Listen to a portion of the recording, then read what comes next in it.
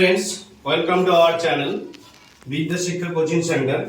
আজকে আমরা আলোচনা করব প্রিভিয়াস ইয়ার্সের ডব্লিউবি মানে ওয়েস্ট বেঙ্গল ক্লাসিক পরীক্ষার ম্যাথ কোশ্চেন যে এসেছিল তার আমরা সলভ করব। তাহলে প্রথম অঙ্ক রয়েছে এক ঘন্টার কত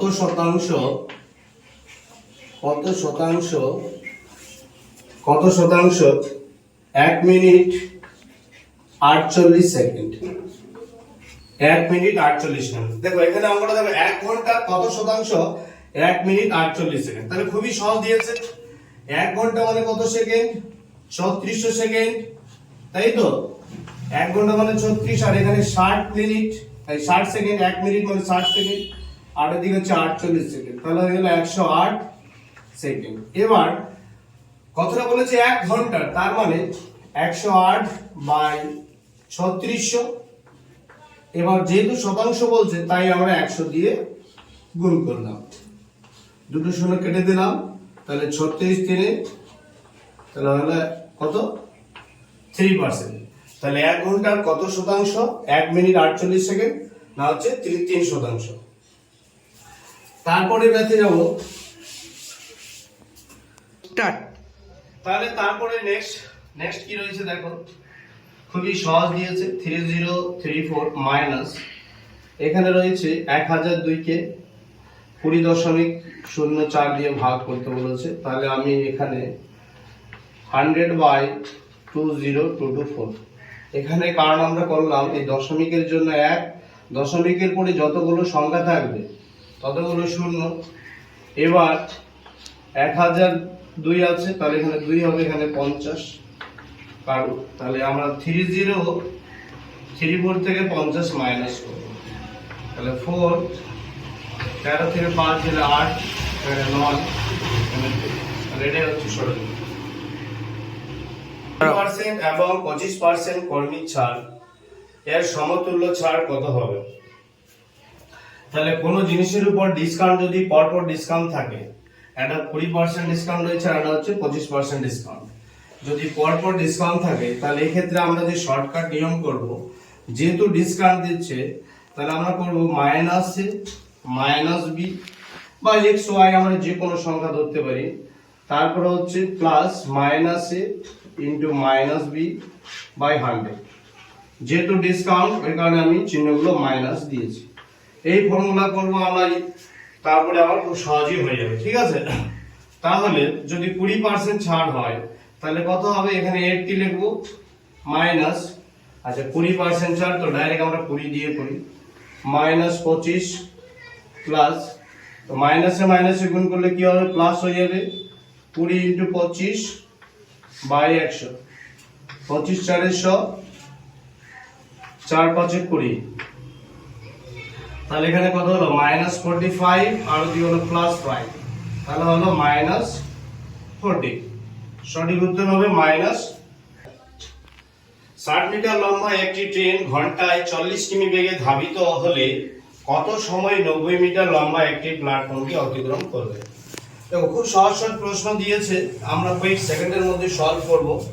এগুলো previous years question, West Bengal class civil, সামনে আমাদের পরীক্ষাও রয়েছে। তাহলে দেখো 60 মিটার লম্বা, যখন কোনো ট্রেন আমরা অবশ্য জানি যখন কোনো ট্রেন প্ল্যাটফর্মকে অতিক্রম করবে তখন সে তার ডিসটেন্সটা কি করবে? ডিসটেন্স করবে নিজের যেটা দৈর্ঘ্য প্লাস প্ল্যাটফর্মের দৈর্ঘ্য। ঠিক আছে, প্ল্যাটফর্মের দৈর্ঘ্য, নিজের যে লেন্থ প্লাস হচ্ছে প্ল্যাটফর্মের লেন্থ। তাহলে নিজের লেন্থ হচ্ছে কখন? 60 আর প্ল্যাটফর্ম হচ্ছে 90, তাহলে কত হলো? 150 এত মিটার। ঠিক আছে, যখন কোনো ট্রেন প্ল্যাটফর্মকে অতিক্রম করবে তখন তার টোটাল ডিসটেন্স হবে নিজের দৈর্ঘ্যটা, ট্রেনের নিজের দৈর্ঘ্য এবং প্ল্যাটফর্মের দৈর্ঘ্য। তাহলে টোটাল ডিসটেন্স আমি পেয়ে গেলাম 150 মিটার। এবার 40 কিমি স্পিড কত দেওয়া আছে? 40 কিমি পার ঘন্টা। তাহলে ঘন্টায় 40 কিমি বলেছে, তারপরে আমরা মিটার পার সেকেন্ড যদি করি তো 5 এর 18 দিয়ে আমরা গুণ করি। ঠিক আছে, এবার করব কি, আমাকে কি বের করতে হবে? আমাকে টাইমটা বের করতে হবে, তাই তো? সময় বের করতে, কত সময়ে এই যে কত সময় 90 মিটার লম্বা একটি প্ল্যাটফর্মকে অতিক্রম করবে। তাহলে সময়টা যদি বের করি, আমরা জানি s = d/t, তাই তো? তাহলে আমরা লিখতে পারি d/t, অথবা আমরা লিখতে পারি t = d/s। তাহলে ডিসটেন্স কত দেওয়া আছে 150 বাই স্পিড কত 40 × 5/18, ঠিক? তাহলে এটা সলভ করলে আমাদের হয়ে গেল। তাহলে আমরা করতে পারি 150 × 18 বাই 40 × 5, তাই তো? 0 0 কেটে, আচ্ছা 30 হলো এখানে, এই 0 0 চলে গেল, 2 2 2 × 4 9 2 × 18, তাহলে আমার হয়ে গেল 27/2, 27/2 এত সেকেন্ড। তার মানে আমরা এটা লিখতে পারি 13.2 সেকেন্ড। এটাই উত্তর। দেখো নেক্সট কোশ্চেন দিয়েছে 20/1/2 প্লাস 30/1/3, তারপরে স্টার মার্ক দিয়েছে সমান সমান 35/2/3। এখানে আমাকে স্টার মার্কের মানটা বের করতে হবে, কত হবে মান, ঠিক আছে? বলে তবে স্টার চিহ্নটি দিয়ে সংখ্যাটি বসাও। তাহলে কত হবে দেখো, কি করে করব? খুব কম সময়ের মধ্যে, খুব অল্প সময়ের মধ্যে আমরা কি বলবো দেখো, আমরা করব 20 যোগ হাফ যোগ 30 যোগ 1/3। এবার এটা কি করে হলো, কারণ হচ্ছে আমরা যদি এটা লসাগু করি না, এই জিনিসটাই আসবে, ঠিক আছে? তারপরে আমরা দিয়ে করব -35 -2/3 = স্টার মার্ক, কারণ এর মানটা বের করতে হবে। দেখো এবার 20 30 50, 50 আর 30 35 কত হবে 15, আর এদিকে আমরা করব 1/2 1/3 -2/3 স্টার মার্ক। তাহলে কত হবে আমার এখানে, যদি এলসিএম করি, এখানে কত হবে 2 3 হবে, 3 হলে কত হবে, এখানে হবে 1 2 3 6 হবে, এখানে এলসিএম আমার হবে 6, তাহলে এখানে হবে 3 + 2 -4, তাই তো?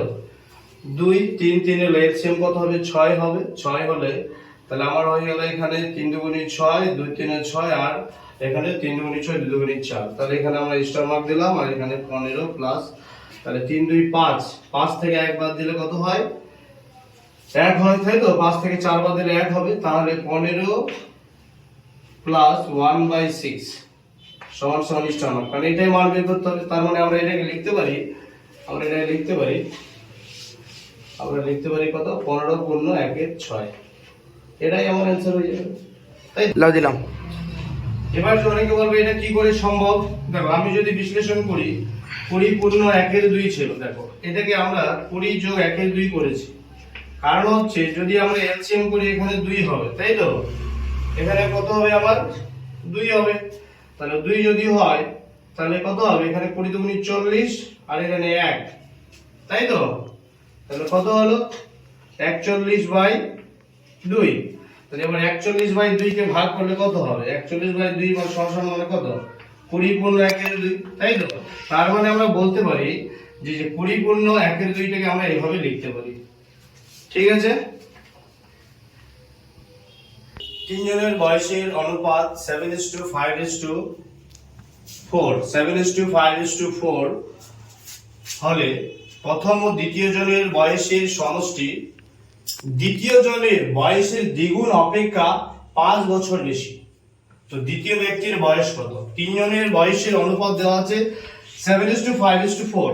দেখো এই অঙ্কটা বিভিন্ন ভাবে করা যায়, আমরা যেহেতু চাকরির পরীক্ষা তো আমাদের শর্টকাট করতে হবে, খুব কম সময়ের মধ্যে করতে হবে।